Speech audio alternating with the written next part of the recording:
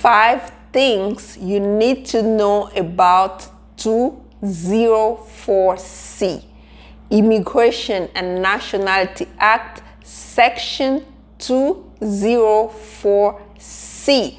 Bijoux.ngwanda here, immigration lawyer in the DC metropolitan area. If you're new to my channel, please go ahead and subscribe. If you're not new, welcome back. Thank you for subscribing, and please don't forget to hit the notification bell so you don't miss any of my videos. If you enjoy the content, please go ahead and share, like, and don't forget to comment below. We are going to be talking about 204C and how it's broadly applied. Basically, let's start with defining it, okay? What is section of the Immigration and Nationality Act 204C?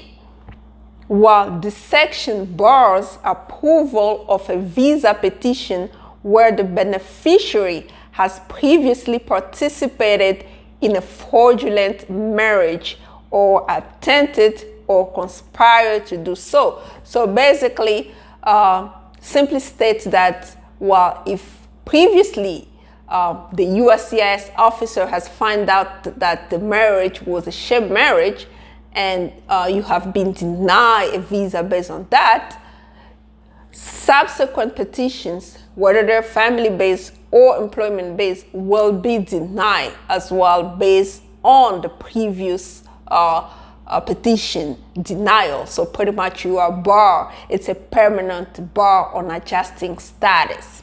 So 5 things you should know. The first thing is, quite frankly, this one is so surprising, right?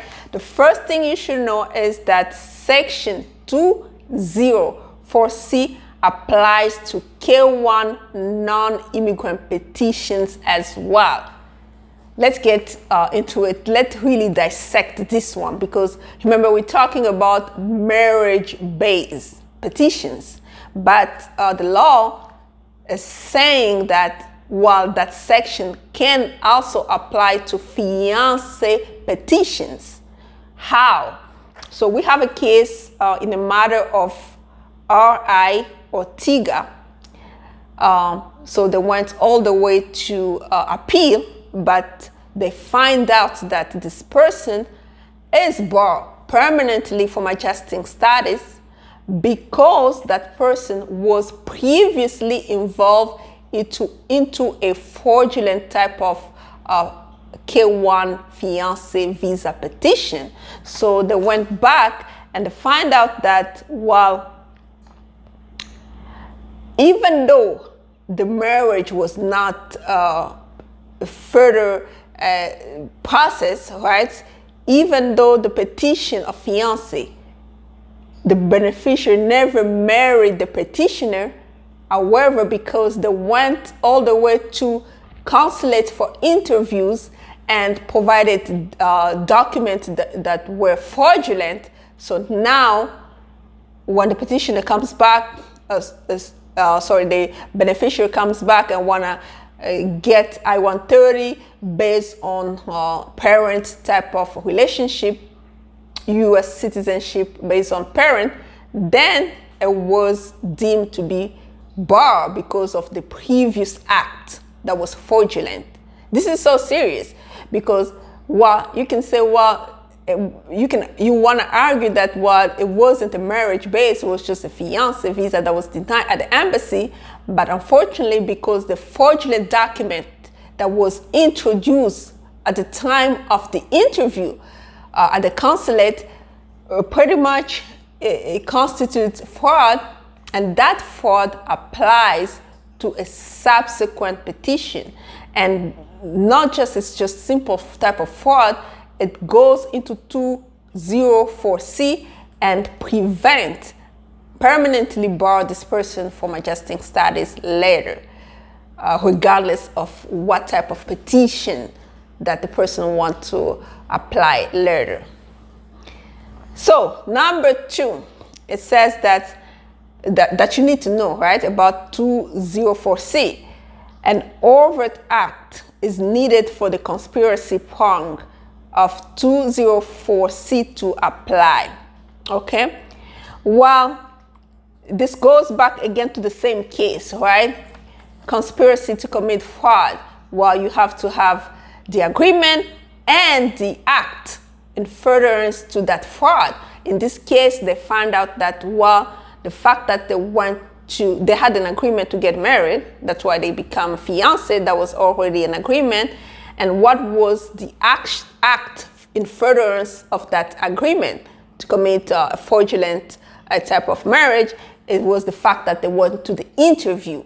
So if you have a case where you only had the agreement and you did not go beyond the agreement, like let's say you never went to the interview for that type of fiancé visa petition, then you can argue the contrary to that case, right? You can use the same case and argue it differently, okay? So,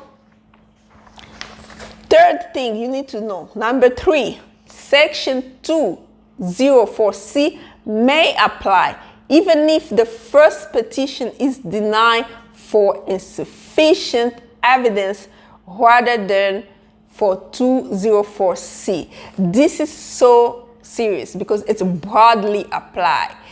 Remember that when somebody goes into those interviews, USCIS marriage-based type of interview, at some point they might come up with a final decision letter saying that, well, we cannot go further with this this petition because the evidence provided are insufficient, right?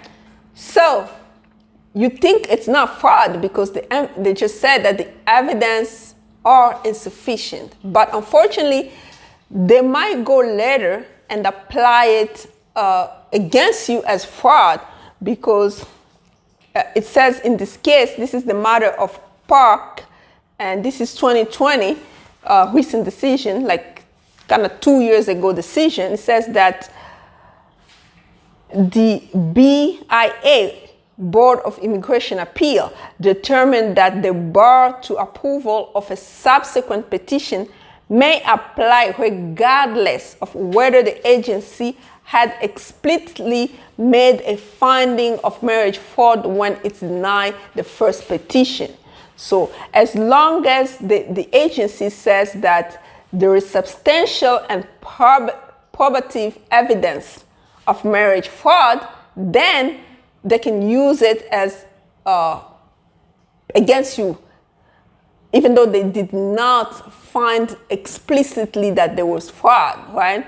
As long as the evidence are substantial and probative, okay? So you really have to be careful when you go to those interviews. Avoid any type of contradictions, any type of misrepresentation, even those little ones, because what they're doing is if you're filing a subsequent petition, right? First marriage didn't work out, you get a divorce. Let's say the first marriage was denied based on this and that, insufficient evidence and so forth. And you find another husband or wife and you went ahead and get a second marriage. And then you file a second petition. And you think that the previous I-130 denial will not come into play. That's a mistake. It's going to come into play because they're going to investigate the first one and bring about the evidence, right? And if those evidence are substantial and probative, they are going to apply 204C into the recent case. That's what they're doing. But in this type of situation, you can argue because they have to really show you substantial and probative evidence, okay? Number 4, even if Section 204C does not apply, the agency can still find the immigrant inadmissible for fraud. This is the matter of Mensa, okay? Well, Mensa was denied a petition. Previous marriage petition was denied, okay? And then the Mensa went ahead on the second marriage, okay? And when she went ahead on the second marriage, they came back with previous evidence, previous marriage evidence into play to say, well, you cannot adjust status on the second marriage because you are barred based on 204C. Well, Mensa said that, well, you cannot bar me because in my first petition, you did not determine that it was fraudulent.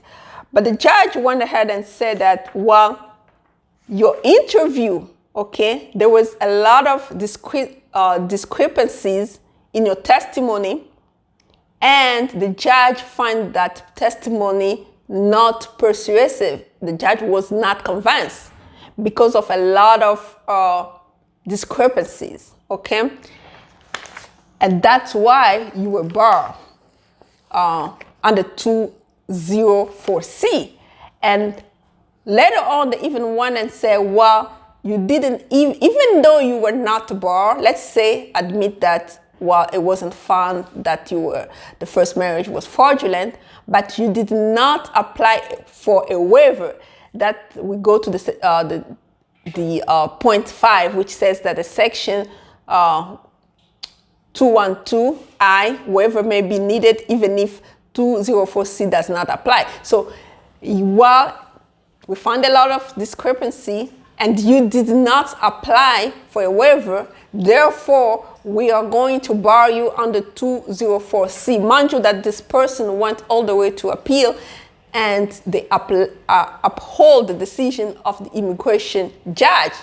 So, which leads me in conclusion, right, to say that, well, if you have a previous marriage being denied, regardless whether it is based on insufficient evidence or abandonment or anything else, you have to be careful when once you decided to go into the second petition, because remember that they have the right to go back and investigate the first petition and bring about those evidence at your interview.